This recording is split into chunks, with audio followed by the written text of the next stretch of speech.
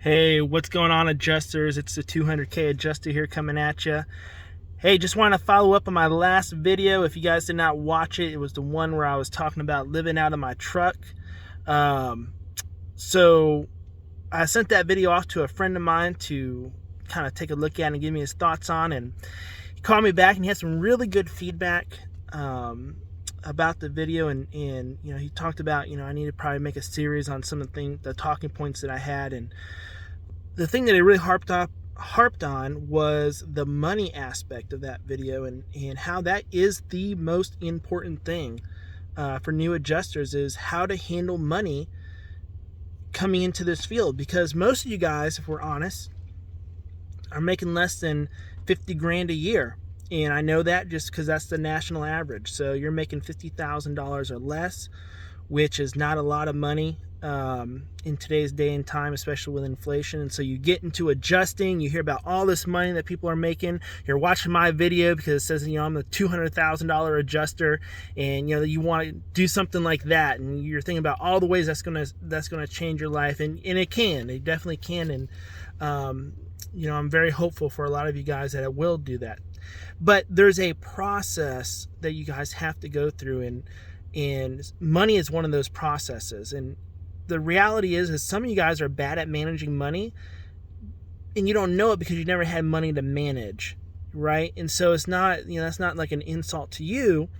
It's just saying that you're getting ready to come into an industry where you're gonna have to manage money in a way that you've never had to manage money before, right? And so a lot of new adjusters get in trouble because they try to manage money the way they did before, and just can't make it to the next deployment. They have to go get another job. They think it doesn't work, and the reality is it's just uneducated in how to manage money. And so I want to just do this video real fast to kind of go over some basics, and I think this probably will have to be more of a series because there's a lot to it. But I just want to give you guys kind of a breakdown of how fast money can fly. And over the next couple weeks we'll try to do more details on that. But let's say you're a brand new adjuster and you get your first deployment, and based on my experience and the experience that I've had with other adjusters, your first deployment is going to pay you about 20 grand in about 5 weeks on average, right? And that's if, this is a big if you survive the initial cut, right? So you got to survive that cut.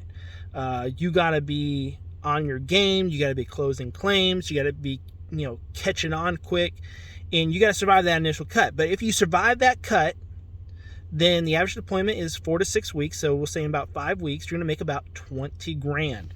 Now, as I said, you guys are coming from salaries that are 50,000 or less. Well, 20 grand, man, shoot, that's 35% of what you made all year. You're making that in about 5 weeks, so just over a month. So you're excited, right?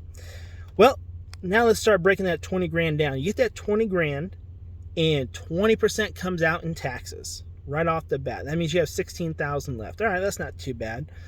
16 grand is still good money. Again, a lot of you guys haven't seen that money all at once before, and now it's ready to go. Well, you have expenses on the deployment you got to take care of, right? And we're going to say that's $4,000. That's going to be hotel expenses. We're just going to assume that you guys don't sleep in your truck like I did, right? And you go get a hotel. It's going to be eating out. It's going to be getting equipment that you didn't know you needed, right? That $4,000. Extra money in gas. You guys are going to be driving a lot more than what you're used to. So about $4,000 I think is about a reasonable price. So now we're at 12 grand. Hey, you know what? It's still $12,000. It's awesome. You got 12 grand sitting in the bank. Okay, so, but one thing we forget is even though you're gone for 5 weeks, you still got expenses back at home. You got an apartment bill that you're paying. You got credit card debts that you're paying off. You got a car payment you got to make, right? And so we'll just be conservative and say it's $3,000 a month is what you spend on living expenses, right? So now your 12 grand is down to $9,000. Well, guess what? You never had $9,000 in your life, and you are excited, right? Well, couple things you got to think about now. You're going to go home, you're going to have that $9,000, and you're going to feel like a millionaire. And so what a lot of adjusters do is they go out and they buy that new car they deserve, right? Or they go and they upgrade out of that crappy place they're living to a place that they deserve. And you start spending that money, that $9,000 you never had before. Oh, by the way, you had stuff that you've been putting off. And so you got doctor's appointments now that you're going to start doing. And you got things around the house you're going to start fixing. And kids want to get back into sports. See what I'm saying? So that $9,000 starts dwindling down.